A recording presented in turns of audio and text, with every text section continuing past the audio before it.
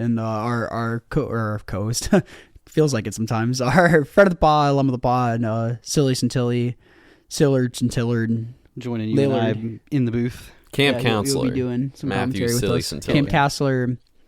Camp counselor Millard Centillard.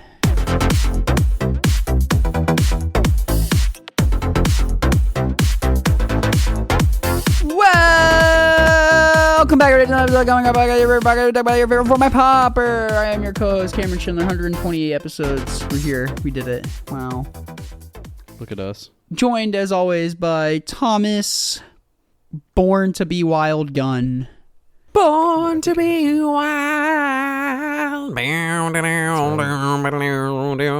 You were in your element this weekend. I was so, oh man. Yeah. It felt so good to be in the water, in the trees. Oh my God, it was so nice. Oh, dude, I love this stuff, but it doesn't love me. Like, I think I got just like a little bit of hives just from being in the sun, you know? well, I mean, Get that way. Just allergic to the earth. it was just so beautiful though. It was so beautiful. It was crazy. It was. Yeah, we did a little cube weekend. We'll probably get more into that in the tail end of the episode, though. We'll give you some Pauper first, though. Also joined by James, buying magic cards as we're speaking, Hippo Hieronymus. That's me. I'm buying magic cards as we speak. What are you buying over there? There are some cards I haven't... I haven't had to purchase a Glistener Elf in like a decade, and I'm having to do that now. So why are you buying Glistener Elf? There's some happenings. Lists running around that. So, I guess it's we've known about this list for a very long time. Yes, I mean, this has we been have. around our local metagame forever. Yeah, because of Hunter. Yeah, alum of the pod. Alum of the pod. I forget the Hunter. He went on and talked about Spy. He kind of plays two things: broken degenerate combo decks or Infect, which is kind of like it's a broken degenerate combo. in a weird way. Let's be real with ourselves. It's a combo deck that loses to Lava Dart on occasion, which is like a little different, but not that different. Yeah, that's true. He kind of single-handedly brought this deck back to life, which is pretty funny. Yeah, just kind of 5-0 to list with it. And I think he said it was his first time either playing on Magic Online or certainly his first Magic Online trophy. One of those two things. He said it was his first Pauper League. I don't know if it was his first time playing Moto. It might have been. I don't think that's the case. Okay, it was his first Pauper League, he said. Yeah, he said that in Discord. Yeah. So, trophy your first league, already great. I mean, not too surprised by that. Hunter's a good player. And like, he's insanely correct. He does what he does, and he does it insanely well. Yeah. So this is like mono green Infect with like cheap Infect green creatures, a colorless artifact creature, and a bunch of pump spells, and then really good sideboard options. Just really, really fast sort of deck, kind of a creature combo. And Hunter trophies, and then on that same day of trophy dump, New Barola, MTGO Grinder, New Barola, sees Hunter's list, trophies with the same exact list, and between that day, I think that was like the 19th, between then and today, when we're recording this, the 26th, New Barola has 8 trophies with Hunter's list, which is crazy.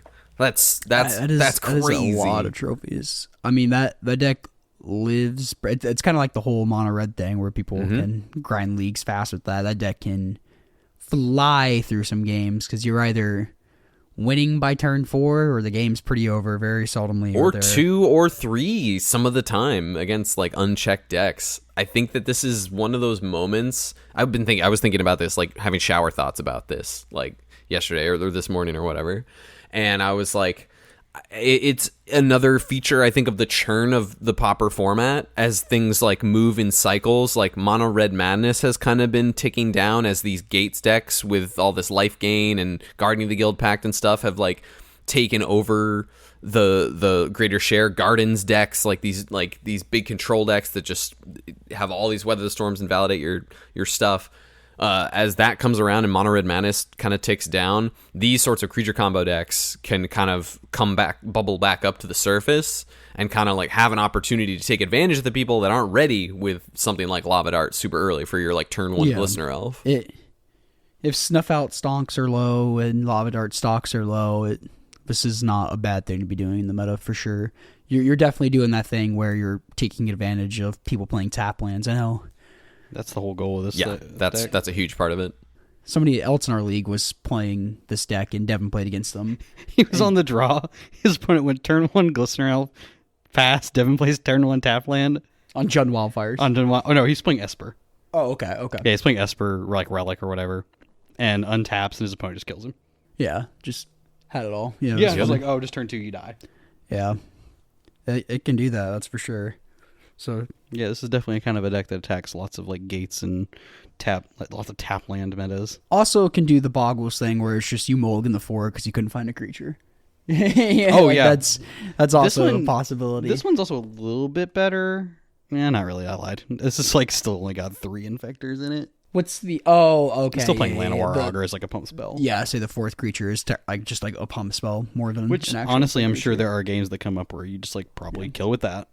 When are we gonna get honestly. when are we gonna get Ink Moth Nexus in the format? Oof, Oh, that would be that would be sign me up! pretty I'm so ready. problematic. Sign me up! I'm ready to go. Pretty problematic. Get some games over with. God, I love Ink Moth Nexus. So you're now just ordering the deck, Hippo. You weren't a believer before. Now you're a believer. Oh no, I've like ordered pieces of this deck before. Uh-huh. I just haven't ordered everything, totally everything. Well, I had Glistener Elves at the time. Yeah, Yeah, I ordered fair. some of this stuff. I kind of got rid of my Glistener Elves because I didn't think I'd need them. That's fair. So, Well, but no, I have most everything else. I'm looking forward to dying on turn 2. Oh, I at can't our wait to locals. kill you. Don't worry. Also, go. a deck I don't own, but You know where else you can order Any house- cards for Oh. your mono green Infect list? Do you Is guys know a Is spot? it game night? It is it might game be. night? It might be. I think it is. Can you guys tell me a little bit about game night? This is game night in Columbia, Yeah, Tennessee, game night. right? Game night, Columbia, Tennessee. It's the premier LGS of the Middle Tennessee area.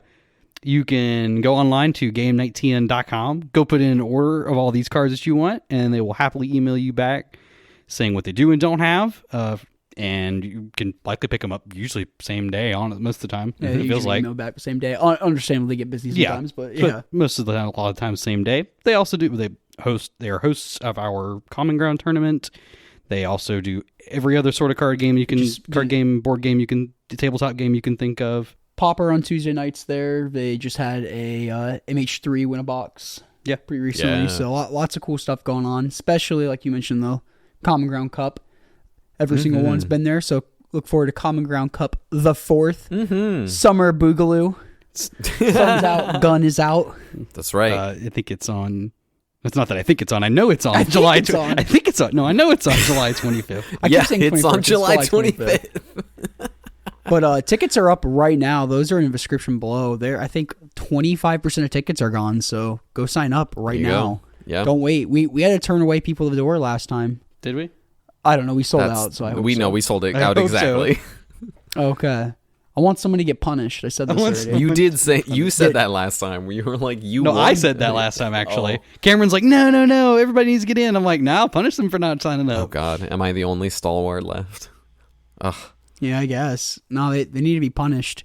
Yeah, go sign up. It's gonna be fun. Yeah. If you can't make it, we'll have coverage. We'll be streaming it live. Mm-hmm. Come see our pretty faces. Go see some great Magic being played. Awesome Pauper format. Room's usually pretty diverse. Can't wait to see what Golgari deck wins it again. It's gonna be a lot of fun. Who knows? It could be Golgari Infect for all we know. We'll have the returning champion back again for the first time ever. That's true. He's breaking tradition. Yeah. And our co-host feels like it sometimes. Our friend of the pod, alum of the pod, Silly Centilli, Sillard Centillard. Joining you and I Lillard. in the booth. Camp He'll counselor. be doing some Matthew commentary with us. Silly Camp counselor Millard Centillard hitting in the booth. Was with there? us. Did any new nicknames arise this weekend? I'm sure they did. No, but a lot about he kept bringing up the Maillard reaction. Centillis did, so he wouldn't stop shutting up about the dude. You missed the funniest joke ever. Oh no. So we'll get more into it. I stayed an extra day because of events. Yeah. And during the whole weekend, I kept referencing this TikTok I saw because it was funny and it was just stuck in my head. It was just this, we have like trick-or-treaters of a door. And they answer a door and it's just this guy in a wig going, do you have any gluten-free bread? And so I need to just do that kept all asking weekend. Sam if he had any gluten-free bread. And so we're cleaning up yesterday, and I look in the freezer and I see a frozen bag of bread, and I look at it and it said gluten-free bread. And I'm like, what the hell? You had gluten-free bread this whole time? Oh, damn. And he's like, oh, you could have had some. And I'm like, I'm good. It was just funny. What was there? I don't know why it was. Oh, because his daddy eats gluten-free. That's hilarious. So, yeah, it was just stupid but funny. Turns out it was there the whole time. It was all in our head. Shall we talk about these challenges? Yo, yeah. Speaking of snuff out, you mentioned a snuff out metagame, and the winner of the challenge on the 24th, entropy. Whoa, you're skipping Friday, Saturday? Well, I just have this pulled up in terms of like highlights and stuff. We can just do highlights. I have Entropete getting an 8-1 finish with Mono Black Sacrifice, a deck we haven't seen in a little bit. They trophied with a very similar list to this, like, let me see, the day before. So they trophy, I'm looking through their history on Goldfish. They trophy with this list the day before. The only difference is the snuff out in the sideboard. They have their 4th snuff out in the sideboard. That's why I'm getting a snuff out. They replaced with Poison Dart Frog, which is technically a card you can play in Pauper. However, there is a Canadian player who has won a couple of like regional championship level type events, like Spotlight Series, won an RC, that sort of thing. And his signature is throwing a Poison Dart Frog in the sideboard that he never uses, and sometimes in like mono red decks can never play, literally can't cast, as just like here's a little buddy who I brought along with me to be in the tournament with. When I look at my sideboard, it's a literal companion. Look at the sideboard. Oh, look at this cute smiling little Poison Dart Frog. Now I feel good. Now I'll sideboard. Like literally, like that's it. Like, which is awesome. Which is like such a great story, and the fact that he's won multiple major tournaments. I don't know if this is his MTGO handle, but he did not play the Poison Dart Frog. They Entropete. They did not play the Poison Dart Frog in the sideboard of the winning list. They just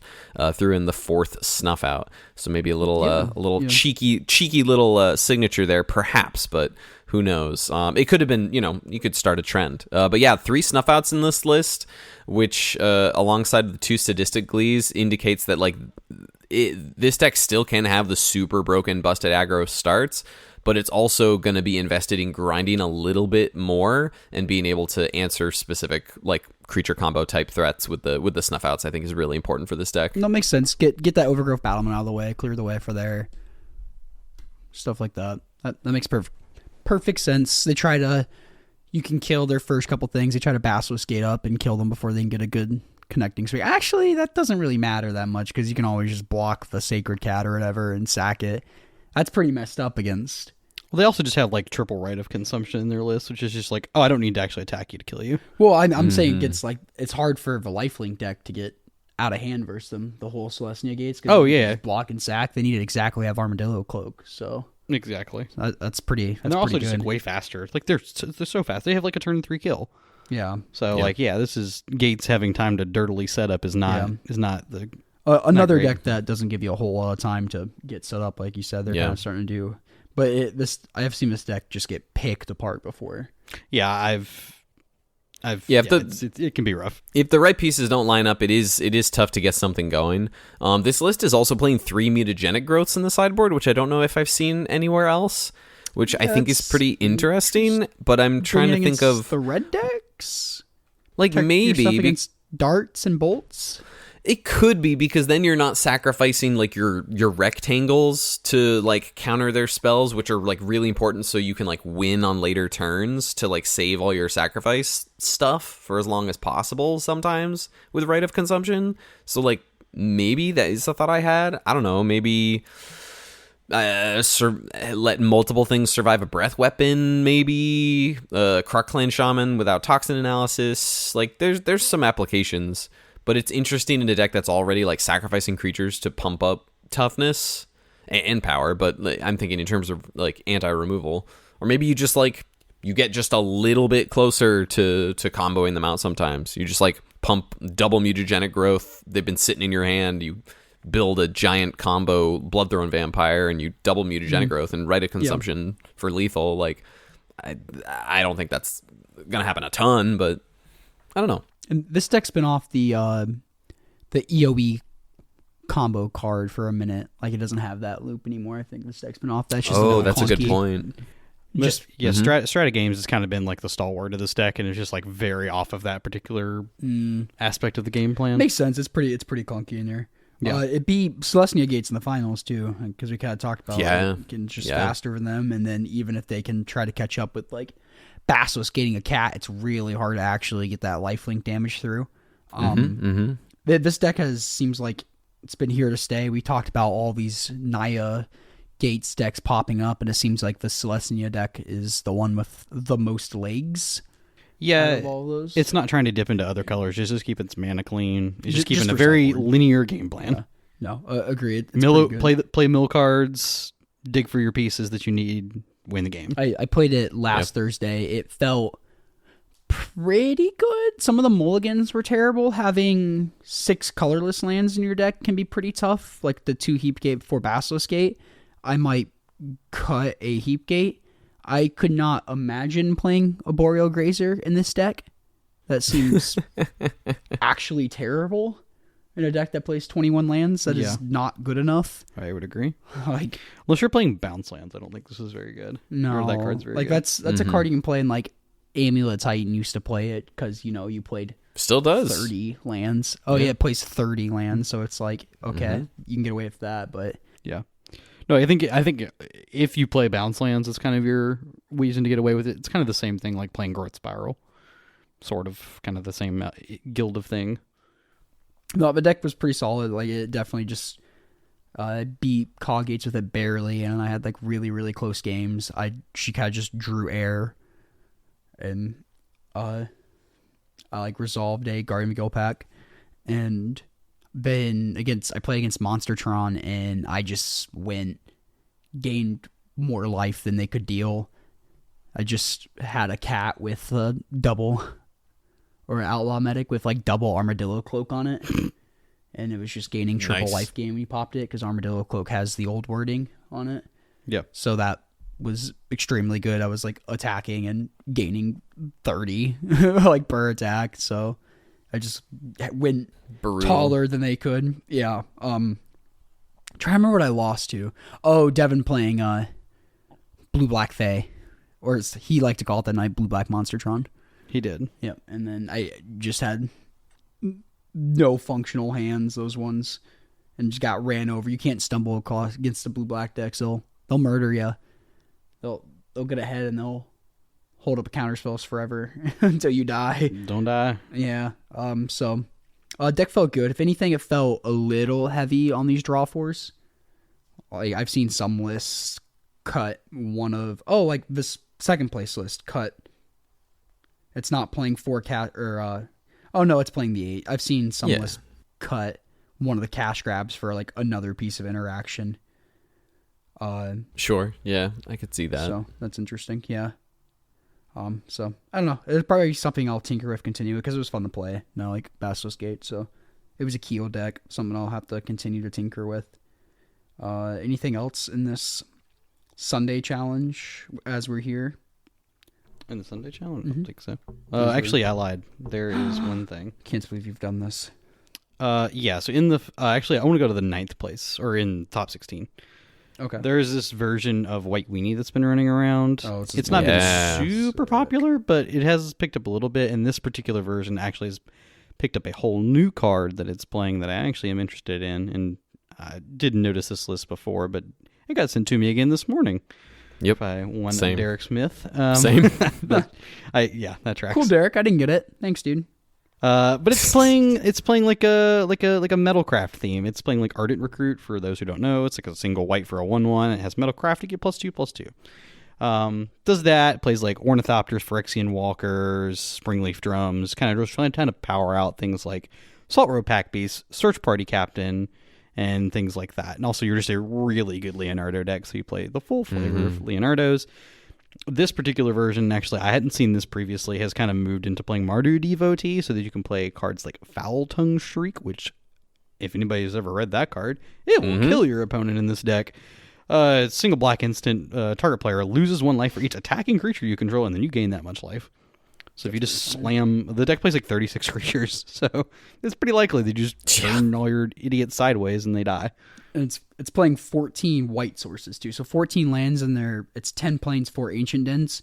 So the only way you're casting your Galvanic Blast and your Foul Tongue Shrieks is off those Springleaf Drums. Or Mardu Oh, DVT. yeah, and Mardu DVT. Okay, Yeah. so you got those 2 You things to have make 8 it. sources. Yep, there you go. Perfect. That's pretty funny. Yeah, pretty sweet. Really cool. Yeah, just put a bunch of dudes in play, go sideways. Yeah, I think previously this deck was playing, instead of like this Foul Tongue Shriek Galvanic Blast stuff, it was playing more copies of Remosian Rally. Yeah, those are in the main, yeah. I'm surprised it's not playing like 1 or 2 copies like Rally the Peasant, since you're going like so wide, or like a Guardian's Pledge or something. Rally the Peasants? Maybe you could. Yeah. I guess this is just cheap. Well, the fact that you're like basically never going to hit mana beyond 3 or 2 even sometimes in this deck, it seems like it's going to be kind of an issue. Yeah, Like pretty basic, low. yeah, So everything everything costs basically 1 mana. Or is it In an ideal world, it costs 1 or less. You got those 8 cantrippy dudes though, so I imagine you can hit it, and then you got your inspectors and all that fun stuff. That's why they're just not playing a ton of like into the Foul Tongue Shriek. They're just like, it's just a added bonus basically. Yeah. Dead. Yeah. We've seen versions of this too that like splash blue for like Metallic Rebuke and Moon Circuit Hacker that are doing that sort of stuff. Like maybe you have some Thoughtcast stuff, but I've always felt that the mana has just felt awful when you're trying to do like 2 colors, even with like your Springleaf Drum. So I think narrowing it down to just doing this in just mono white, I think is a fun kind of, or a slightly more consistent angle. I don't know, that's what it feels like anyway. It looks really sweet. It's definitely a deck I need to sink my teeth into a little bit. I love Springleaf Drum decks. Ornithopter, my beloved. I have a nice Antiquity set I got to play with. So Same. Also in top 16 was this pretty cool Eggstron deck. So they're playing 2 copies of Foundry Inspector, and so you can make your Chromatic Stars and Chromatic Spheres cost 0 mana, and you get cycled, and they just cycle for 1 mana basically. But you're a Tron deck, so you make a ton of mana. And then you play 1 Frantic Salvage card we mentioned before for 3 and a white instant. Put any number of target artifact cards atop your library. Draw a card, so you can loop from all your those graveyard spheres. on top of your library. Yep. Sorry. You're good. You can loop all your spheres, put them back on top of your library, draw them all again, get your storm count way up, play a Weather of a Storm, and it plays 1 Scatter Shot, which is just a 3 mana Grape Shot. Its actual kill condition is Jace's Erasure. That works too. So it's got a few different ways to win the game. Make them concede in submission from Fangrim Marauder or Weather of a Storm. Or, and then just like Jace's Erasure is your one or way to... Jace Erasure, or Scatter Shot, or you got a few different ways. Scatter to Shot win doesn't battle. only target creatures. Does it? Yes, it's only creatures. Otherwise, it would just be Grape Shot. Oh, look at that. That makes a lot of sense. Yeah, it'd probably be banned too. I was wondering why that card didn't see more play. I'm like, Yeah. that's why. Because That's it only pretty hits funny. creatures. That's really funny. I never realized that. Good thing I've never targeted somebody with it. Good thing. Yeah, so that's kind of interesting. We've seen that deck kind of pop up before, but Yeah, just a new way to use Bonder's Ornament. I love that. this mono blue list in top 8 or in top 8 is playing 2 Vapor Snags and 1 Deprive, which is just Deprive. counterspell Yeah. Deprive, yeah. as additional cost cast to return island you control to your hand, so just a 5th counterspell. They're not playing any Delvers or Snackers either. They're just 8 Serpents and a Murmuring Mystic. Yep. That's pretty funny. I got nothing else from this list. None on that challenge list, no. I did want to call out this event down in James. You said this was down in Brazil. Yes, this was in The Brazil. Super Pauper, yeah. So this is a Super Pauper 30K down in Brazil, which I think works out to about, James, you were saying about 6-ish K like US, just shy but, of like, of yeah. 6K, yeah. Okay, yeah. Which like is not really the point, but just for like context. But there were 267 players, which is incredible. Yep. So the winner here has a record of 10-0-2. Like that's a long day of Magic. We have Specifically with the deck they're playing too. Yeah, we've got 1, 2, 3, 4 mono red decks in top 8, and the winner took it down with Golgari Gardens. Go ahead and tackle on a 6 because there's the Rakdos Madness too. Oh yeah, there's Rakdos Madness here, so it might as well be. Yeah, Gruul ramp deck in 3rd, and a Fairies blue black Fae in 7th here. But otherwise, it's all mono red or some version of Burn or Rally, and then Rakdos Madness, and yeah, Gardens on the top. huge showing there for that big event. That's awesome. Yeah. 10th place list is pretty interesting. It's another one of those different take on the Naya. I think it's labeled Wooburg Cogate. So it's just Outlaw Medic Sacred Cat, but it has like the Sneaky Snackers, playing the Meldon Mock Sites, Pursue the Pass, and it has the Gates package. So pretty interesting. Yeah, this is kind of the list that I played this is just the Naya graveyard, like all in graveyard list. Yep. With Snacker. And a couple lists below that is like a Naya ramp. So Utopia Sprawl, Wild Growth. But it's running into like the initiative creatures. Yeah. Some of its top Naya end ramp deck. Yep. So Vegging Hunter, and you got your Goliath Paladin, Bannerhide Cruise Shock, Riding Chrysalis. So that's pretty cool too. Can't get away from that Armadillo. Looks like. No, 4 sideboard Acid Moss. Wow. Can't let him get away with it. No, I can't. Just when you want to be blowing up lands. When don't you want to be blowing up lands, though, is a better question. I enjoy it. Interesting to not play like one red-green forest duel and one white-green forest duel with Monvolley Acid Moss on the board. I get that having untapped lands is really important for this sort of deck, so you can like set up your Arbor Elf Utopia Sprawl really consistently.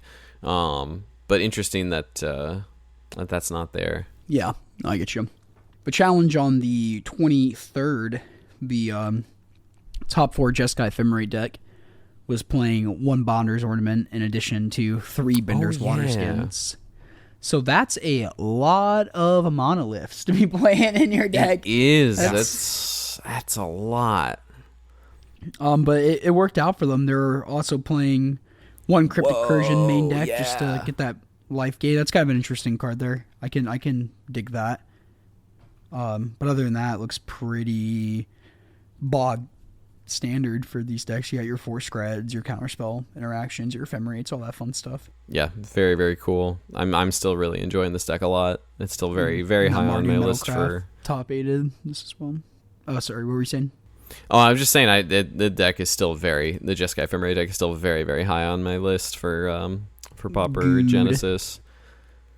I don't know if I'd play this many water skins, but obviously they did well in the challenge. But like, yeah, I could see. I was thinking like the list that had like 1 or 2. I was like, okay, cool. Bonder's Ornament is unbanned. We'll throw in 1 Bonder's Ornament and call it good or whatever. Like this is a lot of water skins. Like they saw success in this tournament. Like it's anything can happen, but it's obviously doing something right, and it definitely does allow for some more of these like splash color spells, like the Crypt Incursion, like you mentioned. They're on the Fanged Flames technology for the Guardians of the Guild Pacts of the World, and I really like that because I added that to the sideboard a couple weeks ago when I borrowed your list. That makes sense with those decks popping up. We're starting to see the meta adapt there. Another sweet card that would kind of be in the same place of that I don't see a ton of play, but would be Celestial Flare. Which one's that? White, target player sacks an attacking creature. Oh, yeah. That was old Boggles tech. That was, there. Yeah. That could get there. I do think I see the logic of the water skin, though, of it untapping, like, lets you kind of, like, turn 4, like, if you play it on turn 3 and then you can hold up, like, a Scred, then on turn 4 you get to just hard cast your Muldrifter and then pass and untap and hold up Ephemerate. Like, that's kind of cool. That's kind of sick. And if they mess with it, you already drew 2 cards off your Muldrifter, so... Yeah. Untapping of 2 of them, super sick as well. Yeah. It's like Wilderness Reclamation, but... not as good. It's like Wilderness Reclamation. Is crazy. The same challenge, the Boros, or the Mardu Metalcraft deck was more the traditional list. That's my bad. That was more of the Glenhawk pick stuff up, not the mono white list. So before I get flamed for that, I caught myself first. They're playing a couple Torch the Tower in this Mardu list, though. I think that's really sweet. You put me on that for like anti-snacker tech. Yeah, that card's nice for that. Yeah. There's also 2 more mono blue terror decks in the top 4. I thought that deck was dead. What happened? No, it's always been good. It's just more often than not the same people. No, it's dead again. No, I don't think so. I don't think it will die. It's good. No, I don't either. I'm just messing around. Who are the pilots on this one? The pilots were That's discovered in second. Yeah, the two best pilots discovered in Illuminati. Oh, okay. Second and fourth, the one before respectively. had the random pilots, so there you go. Yeah. Well, these are the two that we consistently reference. Oh, yeah. But I'm saying we're still seeing other success besides them as well, which is nice. Of course. Yeah. Oh, Illuminati really kind of pushing it with 14 islands.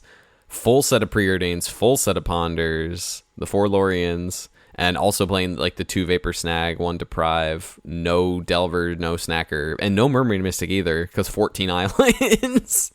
Wow. Yeah. We're getting low on them land counts. Okay. Getting low on them land counts.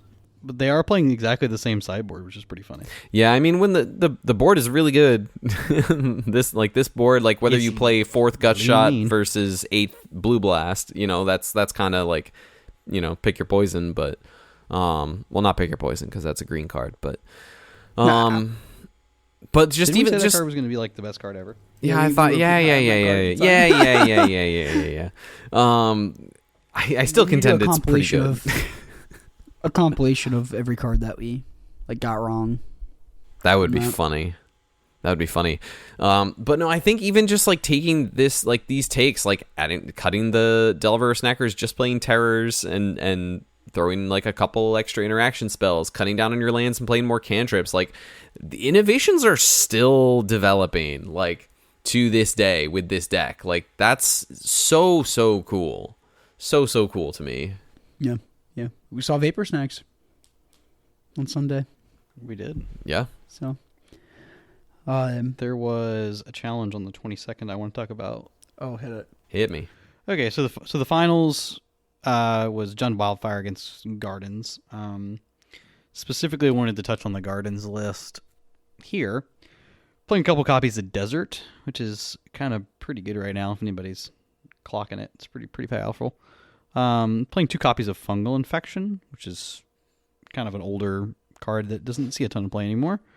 And then in the sideboard, I know this is more for the inbred Magic Online metagame nonsense, but 4 copies of Rancid Earth is pretty sweet too. Oh, that card is really cool. Yeah.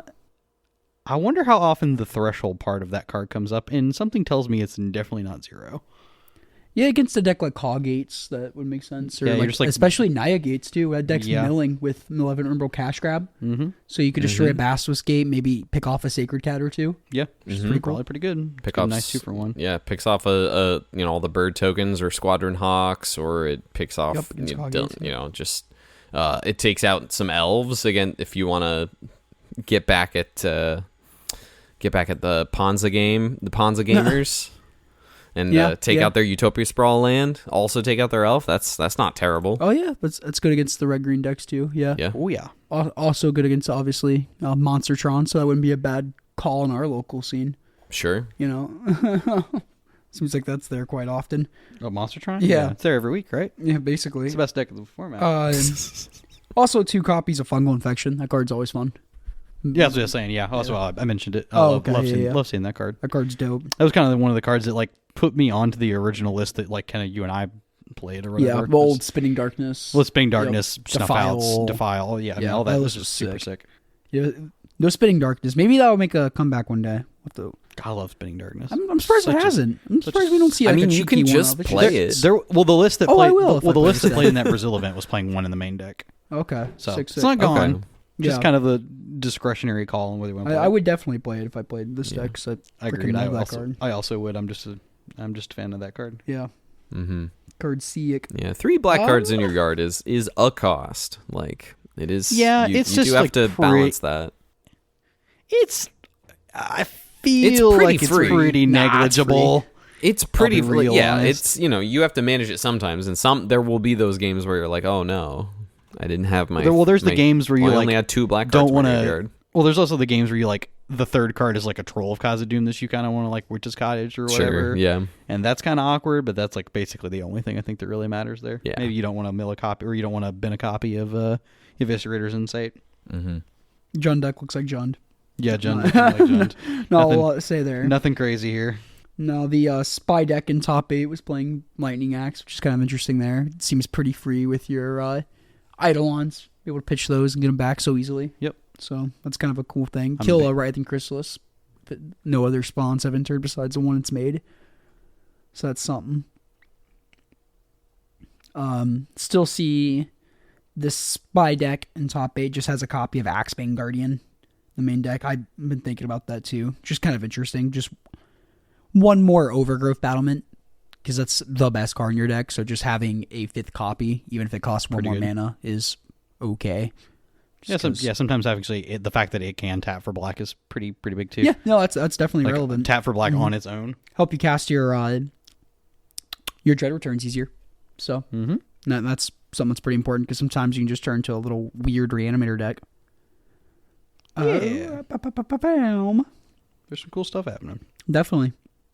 I'm excited to play some Pauper Thursday. I feel like I haven't played Pauper in forever. Ooh, I should go check the mail. I think my ornaments are here. Ooh, I should go check the mail. I think my cards are here too. Oh, sounds like we need a group trip to the mailbox. Get a little mailbox. Thomas, you want to meet us at our mailbox? Yo, that sounds great. Yeah, let me just finish the podcast and then be there in 17 minutes. All right. Well, if you made it this far now. Shall we? Any other final thoughts about Pauper, Thomas? I'm definitely still very enamored with this Jeskai control deck for Pauper Genesis. Yep. I don't know. I've been kind of in vacation mode, so and just in heavy work mode getting to this past weekend and this week. Because my week is fairly light. Thank goodness. So I'm gonna enjoy a vacation from my vacation. Yeah, no, that's nice. Sometimes it feels that was me today. Yeah, I always feel that. I'm like, I need an extra day after. Yeah, we definitely gotta jam some games.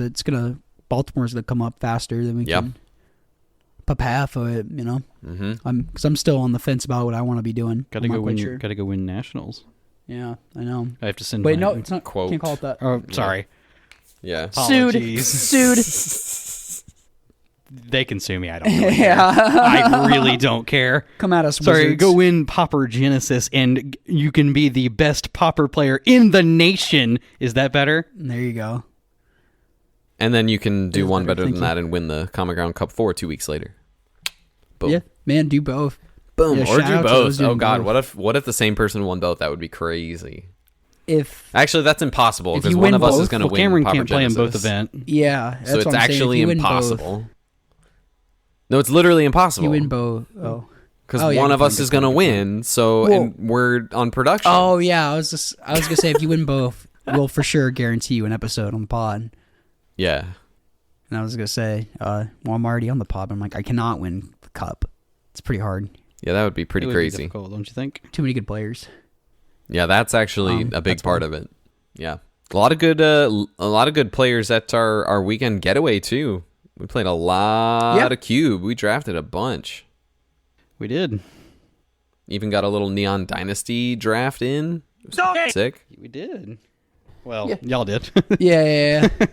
I have no attachment to that set whatsoever. I figured I'd let other people have at it. You didn't miss too much. I didn't think it was that fun. Yeah. We had a little weekend getaway. Went out to like 3 hours east from Nashville, out in the Knoxville area somewhere in the woods by Norse Lake was what the lake was called. The hills of Tennessee. Super beautiful. Oh my goodness gracious! Incredible. Cabin was super sick. Big shout to our friend and mom of the pod, Sam. Moto trophy leader currently. Snods. So he had to give up some trophies for this weekend. That's true. But he was still ahead at the end of the weekend. His DFA is probably still high, so I'm sure that hasn't taken too much. But big shout to Sam for just all the hospitality and stuff. Absolutely. His family's lake house and just ton of fun, man. That was awesome. Pretty rainy overall, but we did get some good boat time, which was there were some pockets fun. of sunshine. We capitalized on those for sure. Yeah, we definitely did. It was great. The stairs going down the dock were gnarly. Well, the stairs going down were fine. Oh, yeah. It's the stairs coming back up that are the problem. Right. It was really cool. We saw some cool birds. We love that. Yeah, lots of cool birds. Saw some fish. Got a cool picture of Thomas diving into the water. when it's raining out off the docks. Got a cool picture of David paddleboarding in the rain, which is pretty funny. Hell yeah. No, it was just super good hangs. We cubed a bunch. When we were boating, saw like a heron like fly right by the boat, and I tried to take a picture of it, and it didn't, because like the water like splashed up, and I just got this really that's what cool that picture is. of a bunch That of picture of water beets. splash. That's what that is. That's funny. Yeah, I was trying to take a picture of a bird, but that picture came out cool too. It actually did. funny Yeah. enough, so It looks really cool. it was super dope. It was cool. We went down on the boat. There's some train tracks over across the water, so you got to go into those train tracks. That was super pretty. Just felt good to be on the water again. I love that stuff. Yeah, I was in the water to, a lot. It felt amazing. Yesterday, so it was Sunday. Monday. We took the boat out again, and we went tubing, and so we tied a tube on there. And I mean, you only hit 30 miles per hour on the tube. I mean, only, but you're floating on a tube on top of the water, so it feels like you are hauling on that thing. And I bet. there, David took a little video of it, and there's just like one point where like I'm holding on the tube and my like legs are horizontal next to me, and so because I'm just like leaning because I don't want to fall off, I'm just like holding on the dear life. And I finally, as soon as the rope had some slack in it, before like it yanks the tube, I just like let go. I still had to, like when I wasn't really moving, I'm like, I am so tired. Like my arms are like stuck like that, like bent or whatever. I was exhausted, and it started pouring rain on us on the tube. It was pretty funny, but tubing's a blast. You haven't gone and you get a chance to. I highly I've been recommend. snow tubing before. Oh, that's also fun. It's Yeah, like sledding snow or like tubing is pulling great. on the tube. Yeah. Oh, I did sledding down a hill or whatever. Oh, okay, yeah, There's both. Yeah, That stuff's I've great done too. both. Yeah. Yep. I've done water tubing as well, but Yeah, I love it. Yeah. Then that same little boat trip, we went to a cliff, and Devin and I jumped off a cliff into the water, which was really freaking creepy. Not gonna lie. Mm-hmm. I mean, yeah, but here's the thing for those not in the know. Basically, as soon as you hit the shoreline, it's like a 90-foot drops to the bottom. Yeah, it's Oh, a yeah. 90-foot lake, which is Which is crazy deep. But there's a sketchy ladder, and Devin somehow climbed up it. I did not think he was. I'm like, there's no way you can get up that, and he climbed up it. Took him a minute, and I'm like, he's gonna fall off that and hit his head and die in the water. It's just over. But he climbed up the water. I went I found like a little flat, like little rock beach, and there's like this little hill you could walk up. I'm like, I went that way. It was a little hike, but a little swim, but better than the sketchy ladder. But like you're up there, and it's like, oh man, this sucks. I hate heights, so I'm like, I don't know why I thought I should jump off a cliff. Oh, man, I don't know why I thought. See, you thought I was in my element just based on where we were just hanging on the dock. Yeah. That is Yeah. my donkey. Just like climbing Dude, up a cliffside, jumping off a ledge into the deep water out in the woods somewhere. Like that is exactly my donkey. Well, it's Oh freaky. man, I'm so jealous. The height and the jump isn't the scary part. When you're in the air, it's sick. Yeah. What was scary is the 3 seconds you're underwater and you feel your body going a direction, and you don't know if you're floating to the top or if you're sinking. Like your body floats, so it's like, why would it all of a sudden stop floating? But Interesting. like you're I don't know this. underwater I don't know and this you're- experience. Interesting. it's scary, and it's like there's a moment where it's, I hope I'm going the right direction while I'm underwater. And so then you pop back up and it's fine. But that was super fun. So shout to Devin for jumping off a cliff, initiating it. But we get there Thursday night. What was the first cube we did? No, we didn't get there Thursday. We got there Friday night. What was the Yeah. first cube we did? What was the first cube we did? Boomer? No, because we did something before everybody got there. We did the cons cube. We did the Mike's yes. Mike's cons cube, which is like cons of Cons, Tarkir, original Fate Cons block Reforged, Dragons of Tarkir with some custom cards. Very low powered environment, Yep. so like the bombs really shine. That one's always super fun to play. I enjoy that one every that time. was the cube where I punked Devin really hard with the air. elemental card, the thing that Oh bounces yes, all the 5 creatures. 1,000 wins. 1,000 wins, and I got him again with it. And he's like, "Are you kidding me? You have that again?" I'm like, "Yep." That card's gas. And Dev and I are masters at BMing each other. Yeah. Because he villainous whelps me for like 6, X equals 6. And he's like, let me see the top 6. And I'm like, whoa. And I'm like, let me read that. And I pick it up and I'm like, oh my God.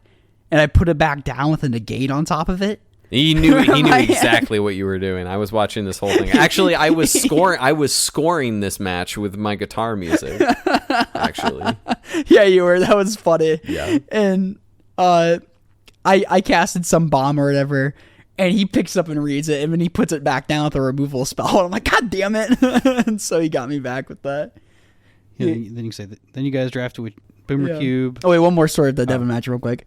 I have the Outlast creature that says counters you control. Creature counters have Death Touch. Yeah. It's the black creature. I swing. Yeah. He has like 2 like 10/10s on the battlefield. I swing with a morph and a couple other things. And I'm like, okay, I guess like best case scenario, he blocks the morph of one of the creatures and I get him with it. And he double blocks the morph. And I'm like, double block the morph? He's like, yeah. And I'm like, flip it, and it's a 1/1 double strike, and it enters the counter, so it has Death Mega Touch. Morph. Dude, so I'm like 1 damage there, 1 damage there with Death Touch, and he just picks his cards up. That was that was hilarious. So it was funny. Those were fun games. And Saturday morning we did the Red Cube. Yeah, Thomas's Red Cube back in commission. Brought it back from retirement. It had been what I when Han and I were in Arizona in summer 24, I had to sell a bunch of 2 years ago. Sell a bunch of money cards at one point just to kind of get by during a little bit of a moment. So I haven't really touched it since. I like had added a few of the new cards on like Cube Cobra, but actually hadn't played it like since before that trip, I'm pretty sure. So this was like almost 2-year long hiatus for the Red Cube, and it felt so good to have it back in the rotation. Yeah, I was really, really pleased. I think everyone had a good time. It was David's first time drafting any sort of mono-colored environment, he told me. So that was cool to get some feedback from a new drafter. Yeah, we had a great time. It was great. I took the trophy on that one. Mm-hmm. The deck was just a pile of mid-range red good cards. Yeah. That deck tends to trophy. Like you play like just the It does. It's like just good size good stuff cards. and you kind of just good cards. Outsize the like aggro decks and you actually kind of outvalued like my style of deck where I was playing like Urza Saga, Asmoran Marduk, and Dayston Koldakar, and like all these like Dragon Rage Channeler cheap like really efficient stuff, and like some broken artifact and discard stuff that like is played in Vintage Cube, like Underworld Breach, Lotus Petal, but then like it just doesn't beat Rekindling Phoenix. So like no, that card was insane. Oh God, Rekindling Phoenix was a bomb. Right. Phoenix. I gotta play with that this weekend too. Yeah, God, what a bomb. What a oh my God, we both spent a lot of money for our play sets. Yeah, we did. Not worth that anymore. No. Then we drafted. But I would say Silly's deck on that was so cool. Yeah, he and I played for the trophy. Yeah, Silly beat his deck me. was Yeah. Freaking sweet. He had like the Monument of Endurance discard deck. That deck was so cool. It just didn't. The thing was, I think his deck was trying to focus on too many synergy pieces to just be, instead of having outright powerful cards on their own. And that happens sometimes. It does, yeah. And sometimes that's kind of the thing I worried about. It's like my deck has like no synergy. Well, I had a couple pieces. I think my favorite piece of thing that I got to do in my deck was I had like pack one to Skull Clamp into and then I got a Retrofitter Foundry. Yeah. But way later in the draft, I ended up picking up like a Pia and a Alar. There you go. And then I was like, oh, wait a minute. This Retrofitter Foundry just immediately sacks a Thopter into a 4/4. Let's go. Yeah, there you go. So it does the same thing with Pia and Kira and Alar, but you know, get the point. Yeah, I took the trophy there. That was a sweet one. And then we did my mostly power maxed Vintage Cube short the 4 most disgusting initiative idiots in the cube. My deck was probably the most combo-y combo deck you will ever see me draft, absolutely ever. I pack one to Time Vault, or sorry, pack one pick one day Demonic Consultation. Thomas, you passed to me a Time Vault. Yep. That you did not realize it was Time Vault. Oops. I also don't like Daisy. playing Time Vault. Cool, great. I won the game. Woohoo. Yeah, every game I won. That's not the Vintage Cube experience I want. You need one more card. Yeah, that's also that. I I'm had just one like, more card. it's worthless without the key, and I'm just like, I don't want to spend a draft pick on Voltaic key. I spent 2 draft picks on Voltaic, both of the keys. Yeah, and I passed both of them to you in the same pack, and then the other one wheeled, right? I took one, and I'm like, okay, well, I guess there was so the pack was like, that pack had Force of Will, both keys in it, and I'm like, man, I'm passing like the best counterspell for my deck, but I can't not have the keys. Like the key, I am the key deck. So I was like, all right, well, we're taking a key, we're gonna wheel the other one, and sure enough, I wheel the other key. Yeah. Again, this is my cube is kind of modular. I can take the extremely obnoxious stuff out, like the time vault, if anything else became too obnoxious. Like we've already kind of taken out the initiative card, or most of the initiative cards. So, but Did you 3-0 that one too? I 4-0'd that one because we had 10 people on that one. Noise. Had to beat Mike DaCosta for the super trophy with his Black Lotus White Weenie deck that had Luris in the main deck. That's sick. Yeah, his deck was nuts. Yeah, the one game he did take off me, he went turn 1, land Lotus, play Luris, recast Lotus, play some other thing, and I'm like, I don't think I can beat this. I just don't think he's just gonna like turn 3 me and I'm dead. Yeah. And he did. He put a troll into play on turn 1. That was what it was. He put he's like cycle troll, reanimate troll, and I'm like, that's 9 power on turn. That's not White Weenie. Well, the rest of his deck was pretty White Weenie. But no, it was pretty sick. No, I think that was then you guys drafted Neon Dynasty after that, right? Yeah, that sounds right. Yeah. I heard someone say the mono red deck was good if you got it in Neon Dynasty, and it was not open, so I drafted it instead. And it was completely terrible. It's only that was my draft. Yeah, experience. I kind of talked to you about this after. It's a very artifact specific version of the mono red deck that has to come together with like maybe a light black splash for like Oni Colt Anvil and like stuff like that. But that card's cool. Yeah. I had a really cool like green blue like looping Colossus Sky Turtle and Shigeki Season of Renewal, like kind of stalling out the game and having a couple defensive things, and then just kind of eventually beating down with turtles, or just having an inevitable end game with like Shigeki Season of Renewal turtle loops out of the graveyard. It was really sweet. I didn't end up doing. I think I had a chance to play for the trophy, but I lost the second round. It was sick. That deck was really cool. I'd never seen a deck like that before in Neon Dynasty. I'm sure it existed, and that was like the intention of the archetype, but it was an interesting... it's a brand new deck. It felt like I finally... No one's ever drafted it before. It's like I finally... It's my invention. It's like I finally found where the blue enchantments were supposed to go in Neon Dynasty, as opposed to the blue artifacts, because the blue artifacts are pretty obvious that they go in blue-red, because red is the artifact color, but green is the enchantment color, so blue-green, that's where your blue enchantments are actually going to go. Like, your blue cares about modified stuff, like that actually like went pretty well there. So shout out to Devin for he brought the box and did a rare redraft, didn't charge anybody to draft, just for the fun of it. So that was pretty sick. So got a couple full art basics out of that. That was what I picked for my The next morning, I think y'all drafted the Nostalgia Cube, which is kind of just like a that lower. Cube is so cool. It's like a Pauper Peasant plus some like iconic cards and like ABU basically around that like 2010 era. Well, this has even got cards that are just like I had never even like the majority are much like old border pre-modern level like type stuff, like pre-modern era. But there's like Theros cards and stuff like that. There's a couple, too. a couple like Theros Innistrad stuff. Not very much though. But that cube is very sweet. Like I think Sam trophied with that. Had both Senegar Vampire and Shivan Dragon in his deck. And I'm like, that's pretty good. Yeah. Every time that cube gets drafted, there's always a Boggles deck floating around too. David had it because there's some hexproof creatures. Yeah, David had it and just like infuriated Anna because she can never interact with any of that nonsense. Yep. Last time I drafted that, I lost to it. But I'm just like, I also lost to the Boggles deck last time we played. So, then what did we do after? I think it was one everybody got in that wanted to. No, Boomer Cube? No, Silogen. I think we skipped Boomer Cube somewhere. Yeah, we mentioned that we did. We didn't talk about it, but we mentioned that we did Boomer Cube the second draft of the first Friday night. Yeah, I didn't get to talk about my sick 3-0. Oh, yeah. I 3-0'd with a sick mono red deck in Boomer Cube. Shocking. That was actually terrible. Shocking. Every time I draft the nuts mono red deck, I'll get like Eidolon, Fire Blast, Sulfuric Vortex, both Monastery Swift Spear and Soul Scar Mage, Lightning Bolt. It's like, oh, this is insane. I'm going to stomp people. It's like 2-1 or 1-2. I'm like, damn, what happened? And then every time I draft a mono red deck, I'm like, man, I'm short playables. I need to main deck Tormod's Crypt and Kiln Fiend. Kiln Sorry, not Fiend, Kiln or, Fiend. What's Torch the Vandal. Torch Fiend? And then the 3-mana one and Smash the Smithereens. I had 3 Shatters main deck. I'm like, I'm going to run over people this time. But, I mean, Fire Blast and Soul Scar Mage and Swift Spear are still good. Yeah. Even without Sulfuric Vortex. But then we did the Silent Gen Cube yeah, on Sunday.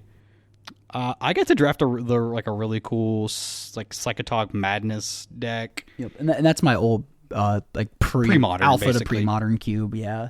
That was super cool. That was the first time I got to draft it. I hadn't got to draft it Oh, since. sick. Really? Yeah, no, I hadn't drafted it since. I did not know that. No, I hadn't got to draft those. Did you first like time. it? Yeah, these cards are sick. Yeah. I was they like, are. oh, there's so many cards that are just so sweet. You punked me hard. I did I? Yes.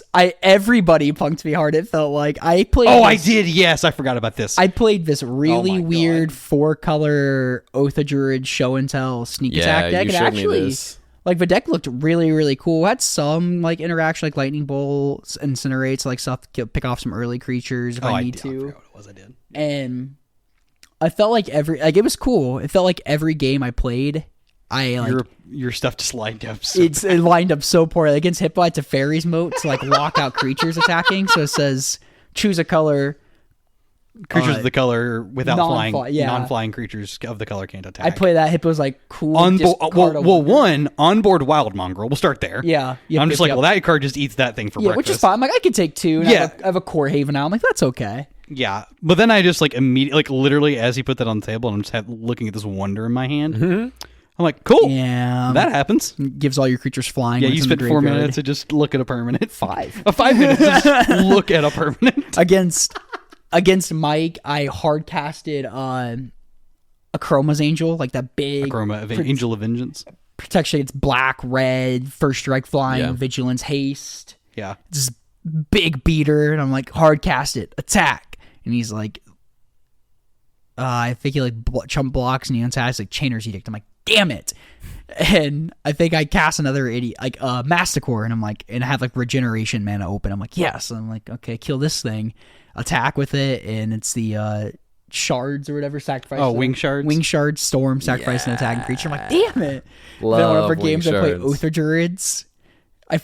Druids, and he plays Millstone. And I'm like, you've got to be kidding me, because Oath of Druids mills you. And I'm like, this is insane. Yeah. It was a super fun cube. I hadn't got to play it yet. Got to play, or I got to draft the deck I kind of wanted to draft. Yeah, I feel bad. Dustin had the sickest 03 deck I've ever seen. His deck was very cool. Like, opposition in Winter Orb, like that deck could have easily 3-0'd.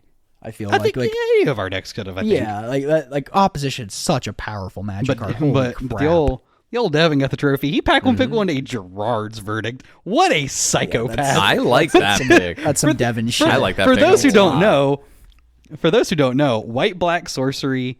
Is it they just mind rot them, and it's a mind rot, right? Yeah. A mind rot, and you gain 2. I think you Yeah, gain cards 2 or sick 3 for for each each one. land they discard. Yeah. Yep. Oh, okay. So that card is sick. Had a little Spirit Monger that I scribbled Cube Weekend. Oh, yeah. 6 on it. Winner of Thomas's cube. Had everybody sign. I brought a Stormcrow from like one of the portal sets. Yeah, I found a it's from Stormcrow. Portal. I had everyone sign it, so James has That's that funny. little keepsake. Yeah, Good. that's sweet. Oh, Silent Cube's fun. Yeah, that was Even super when you sick. won too, I had a blast. I 2-1 that one. That was sweet. Awesome. Playing against Dustin's a blast. He's always super fun. He's a good dude. Yeah. He's freaking awesome. I got to play against people I don't normally play against Yeah. this weekend. Like say, played against Mike and Dustin a fair amount this weekend. Yep. So And shout out to Dustin bringing his mandolin. Yeah, that was so That was sick. super cool. Yeah, You and him playing on a dock was dope. yeah, we did get a little jam session in down on the dock, and that was really, really nice. That was fun. I've never heard him sing before, and he is Yeah, he's got a nice voice. very good singer. Yeah. He has Yes, a very does. pretty voice. He does. He was singing "When Someone Wants to Leave" by Dolly Parton. Yeah, we were jamming on And that. I'm like, he was singing that, and I just told him, that's depressing. I'm like, that's a sad song. It's beautiful, but it's really sad. He's like, no, it's upbeat. It's fine. But no, it's a super sad song. But he had a really really beautiful voice. That was cool. You guys did. Yeah, he does have a very pretty voice. You guys did. We did lots of the party box. Yeah, that was probably the hardest I laughed too. Oh, it always is. Real quick about the instruments too. It's so cool how everybody has like their own unique style. Yeah. On like guitar, like Devin plays it like a bass. Dustin really likes picking and like playing that really like intricate or like picking methodical, like, intricate picking patterns. Yeah, and stuff like that, yeah. Mike shreds. Thomas, you taught yourself. Like you're like, I don't really know like chords. I just taught myself how to play them. And I'm like, that is so impressive. It's so cool. I mean, like, I know, and like all you are good. I know chords. I just don't know the traditional chords that people play. Yeah, traditional chords. There you go. You're like, whoa. My bad. Whoa. I know some music theory here, guy. I know a few things about music theory, actually. Why'd you turn to Coach Steve? No, Coach Steve is up here a little bit more. You gotta get up here. He is. Up here. I'll be having your top range of your voice a little bit more. Squeeze it out a little. Get Coach Steve. You should do a whole podcast. This is just a different voice. I'm a bad suck. Do all three just switch voices? I did make a bunch of potatoes on one of the days, and I did get to whip out my taters precious. Some people had not heard that before, and they were impressed and amused. That's what was just all the hangs were so freaking good. Oh my yeah. God, like climbing on top of Centillus in the bed was fun. You guys played also lots of Smash and some zombies. Yeah, Silly brought COD Black Ops 2 Zombies with an Xbox just so we could play, and so we did this while you guys drafted Silent Generation on Sunday, and it was a blast, and all the stuff came back to me. I've joked continuously that it's the only like platform shooter that I'm any way decent at is Black Ops 2 Zombies. And I'm dog at any other shooter. Like, it's true. My siblings can attest to this being true. They've played enough like Apex and Overwatch and like all these other games with me. I'm absolutely garbage at them. But this one, I had some experience, and it all came back. It all came flooding back. But I had never. There were two factors that came up that was a little unfortunate, and one was that I had never played on this like high quality of a screen, and maybe they like updated the graphics for the game recently, like, and also a really nice screen, because I played ages ago, like when I was in college, like when our screens were not very good, and Xbox 360 was like still the newest like console in that line. And so that was like a lot visually for my like visual stimulus for my brain. It was a lot more than I remembered, and my edible was coming up real hard at the same time, so I actually got like super nauseous and like visual overstimulated visually, and so we had to cut it short. We were doing just fine, we were crushing it, but I did have to cut that short, and that was a little unfortunate. But you know, what's a weekend of whimsy and reckless joy, if not a little bit of stuff that comes up. But no, I'm still super grateful to Matthew for bringing that. It was so much fun. That was such a blast from the past. Yeah, that was great. That's sick. Oh, we stayed up till 3:40 a.m. one night playing Party Cube. It was Sunday night. I think it was Saturday. Sunday night. Oh, okay. And so if you don't know what it is, there's a bunch of cards shuffled together, shared deck, shared graveyard. There are some wild cards in there, so it's just the back of a Magic card. You can name a card that hasn't been named on the list yet, so there's a list of cards you can't name.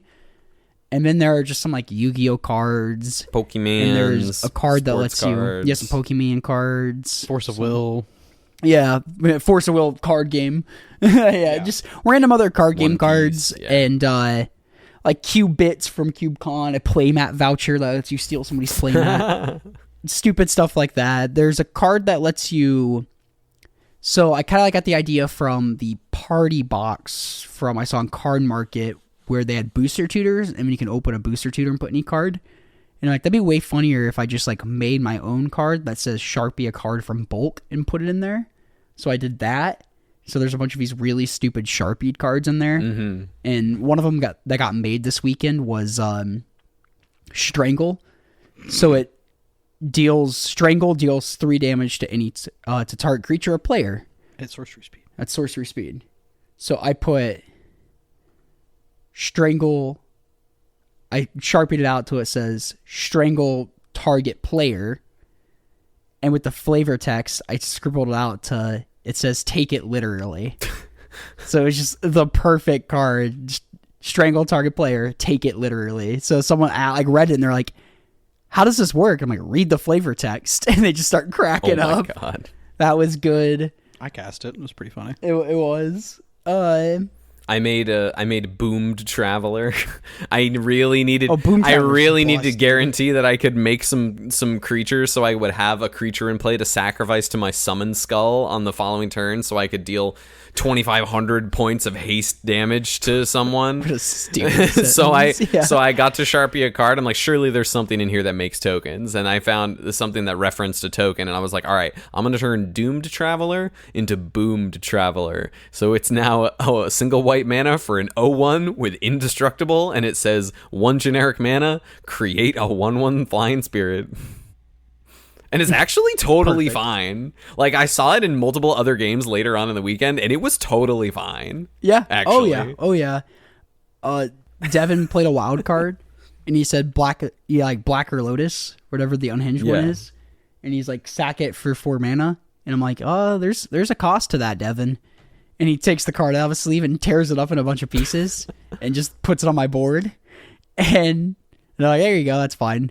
And I flipped over, like the card was just a backwards like vanilla 2/3, and so I like pieced the card back together, and when I got to my turn, I'm like, attack you for 2, Scintillus. And he looks at it for a second, he just takes a deep breath and just blows it away. So my card just scattered to the wind. I actually almost shit my pants laughing. So this is a thing that's kind of the rules are pretty liberal. Yes. I got to take some liberty with the rules as well. I did. Much to my chagrin. I I had a did. hard time You with were- this one. You did. You are not letting Man. this one go, and I was very adamant that this was going to work, and I proclaimed it, and it stuck. So what had happened was is that you had a Lejeune on the, or sorry, not you. Somebody else had a Lejeune on the table, and I was like, they were going to go to attack, and I said, hold on. And I was like, I am going to cast a Braid, destroying the lamp that Lejeune comes from, because it's Lejeune, mystical genie of the lamp. It's true. So it comes from a lamp, and I destroyed target artifact. The lamp's an artifact. I don't know what you're Has talking that about. happened in the show too? I'm pretty sure it Like, did. it had to have. Surely it did. And And I was like, yeah, I'm gonna play to the nonsense Yu-Gi-Oh BS or whatever. Right, like it is you attack want the television. moon or whatever. Yeah, I attack with the know. moon with my stone soldier, like whatever. But Exactly. no, I did this. I was I like, think for a Yu-Gi-Oh card that works perfect. that's why I said I was Yeah. like, if it had been a Magic card, I'd been like, nah, whatever. But But if the you can fact that it was justify specifically a Yu-Gi-Oh card, It is an 1800. I was like, all right, I'm gonna- It is 1800 power with haste. So like, yeah, exactly. So I was like, I'm not just gonna try to if die you're to not this. going first. figure Oh, it out. sure. Oh, and also you tried to like It's on balanced. the stack of after you had you had unsuccessfully tried to stray me away from this working.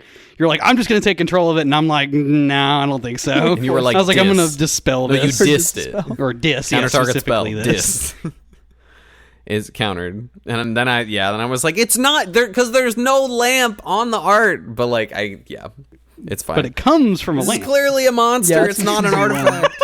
But that's some Yu-Gi-Oh season 1. That crap. is, yeah, That is Yu-Gi-Oh yeah. season 1. All they do yeah. is cheat. in that I show. concede. Remember, Kaiba won a game against Yugi where he threatened to kill himself. It's true. Like, don't do that in Party Box. But It won't work. It's not Yeah, worth it the ain't game. yeah, Devin would swing at you. It's true. He would. He'd be like, "All right, looks like you're dead." Oofa doofa. Attack! No, that crap's always funny. I love how much like Dan was all about it. Mike was all about it. It's just funny to see how much joy it brings people. David had never played People it are really before, so like excited to, seeing someone like react to all of the like inside jokes we've added into it over the like the last several months, or maybe a year like plus. Anna Rootin' Cowboy only works if like only Anna can commit crimes. Only Anna can commit crimes. No, Anna can only commit crimes. Oh, she can only commit crimes. That's all she does. That's true. No, she's been Boros gaming lately though. She did Boros game a couple times. She got a couple trophies that was pretty this funny. weekend. Yeah. I did not trophy this year. It's my first year with no trophy. I don't care, but I thought that was I finally got a trophy. but I did not trophy this year. Did I beat you in both my trophy matches? Yeah. Oh, okay, because we played. What did you draft in Boomer Cube again? Boomer Cube, I also drafted the mono red deck, but we just had like different versions of it, I think. Like I had Sulfuric Vortex and like I had the Fire Blast.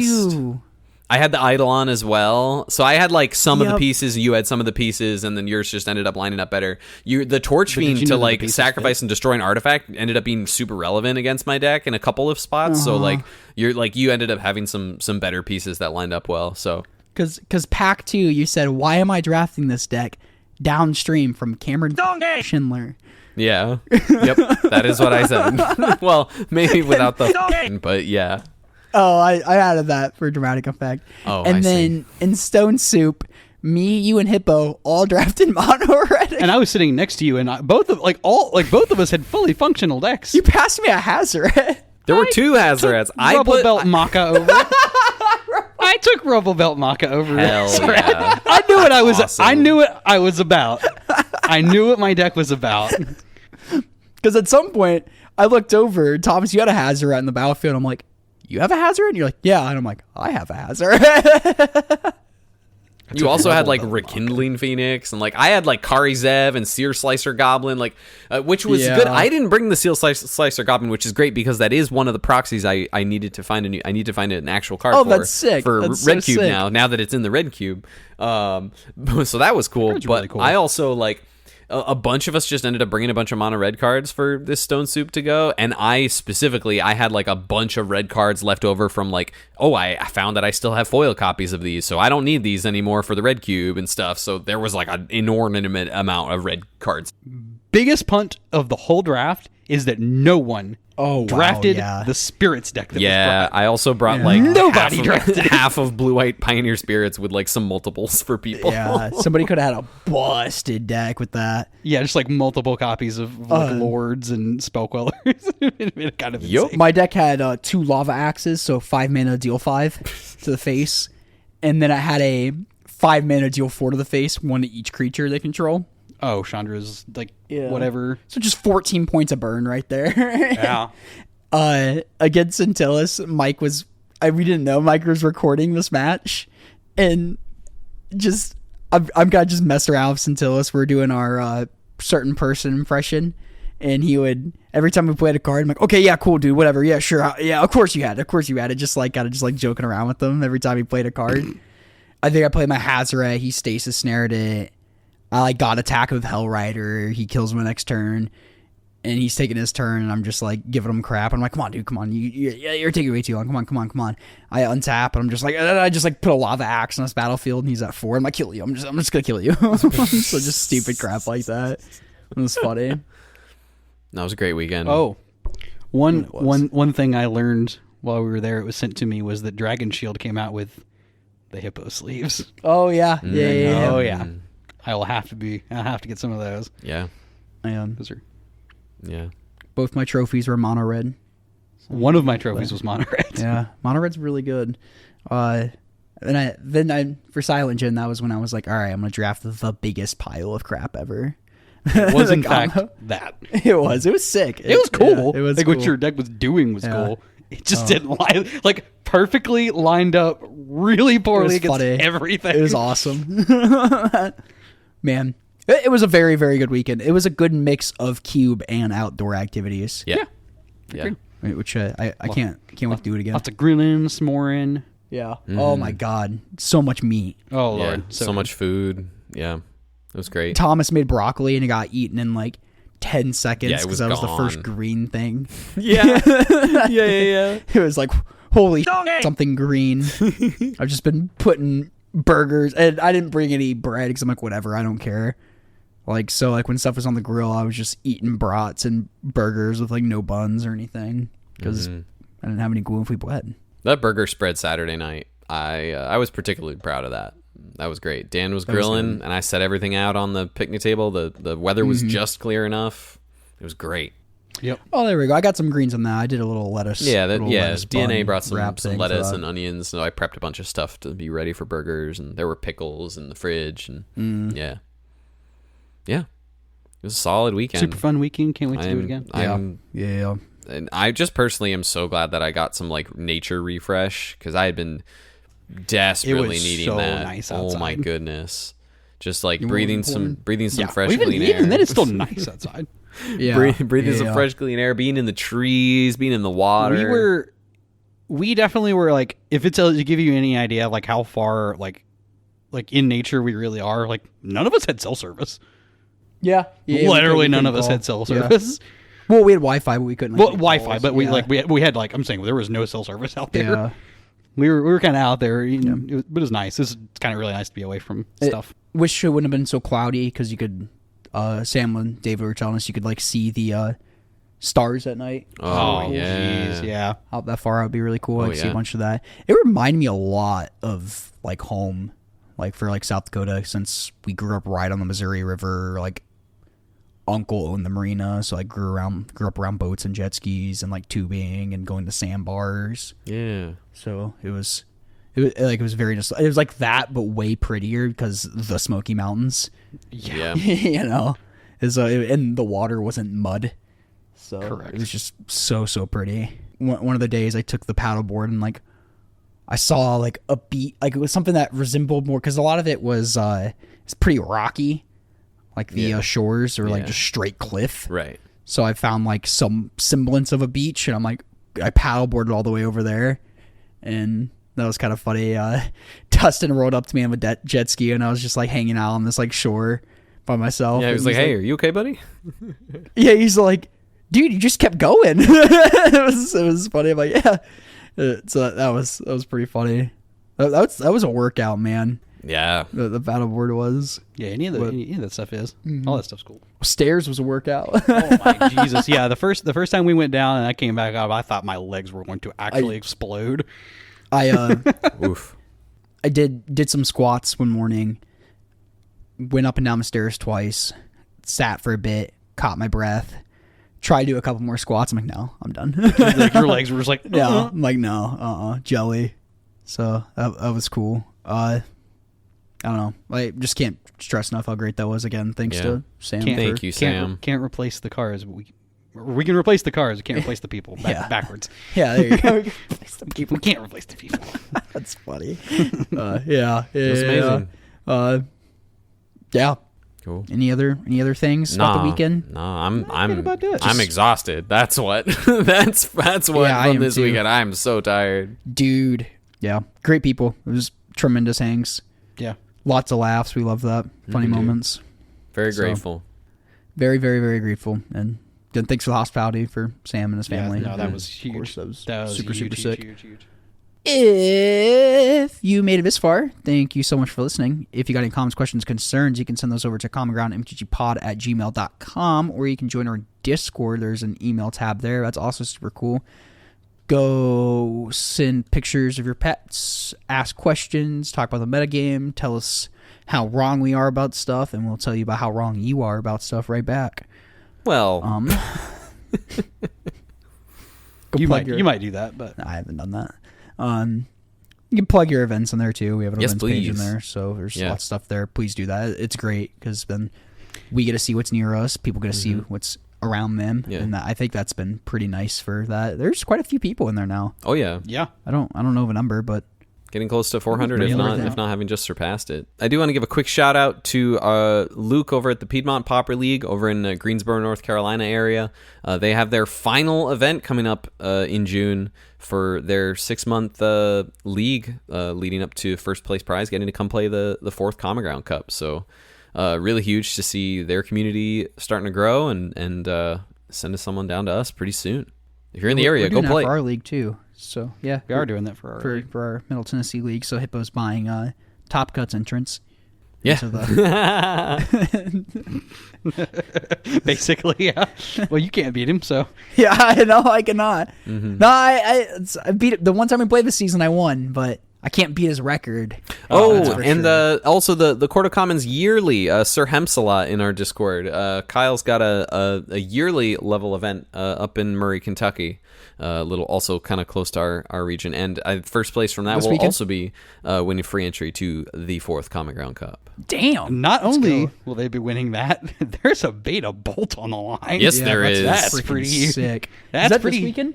Is it this weekend? No, it's June 27th. Oh, I'm pretty no. sure. Okay, Next okay. month. This weekend is there's an event put on by our friend Derek at Affinity Games Lounge as well. Yes. So out yeah, in the Saturday. Clarksville area. So if you're around the Clarksville area, which is pretty close to Nashville, you should go play that. That's May 30th. Yes, sir. Yee. That's all I got. Yeah, that's it. That's it. I'm tired, bro. I gotta make Go some be safe. food. Go touch some nature. Yeah, go touch grass, man. Nature's good for you. It's really good for you. All right, be safe, everybody. Later. Peace out.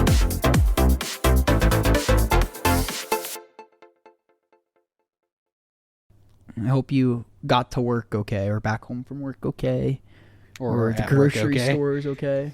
Or at work, okay? Yeah, we're at work. What if you okay. work at a grocery store? We hope you're okay. What if they're like, Oh, they're just working it at the grocery store? yeah, I mean, That's a problem, that Cameron. that is a problem. Like not that is good. a problem. You brought it up, not me. They can't see video. That's fair. Yeah. If your name is, what's the name? I think we're done. I think we got Yeah, it. Gerard. Shout out Gerard. Thanks for listening, Gerard. You rock. I hope your day is just sick. Yeah. All right, bye. Bye. To Gerard. Everyone else Bye, Gerard. can fuck off, I guess. All right, I'm gonna hit stop.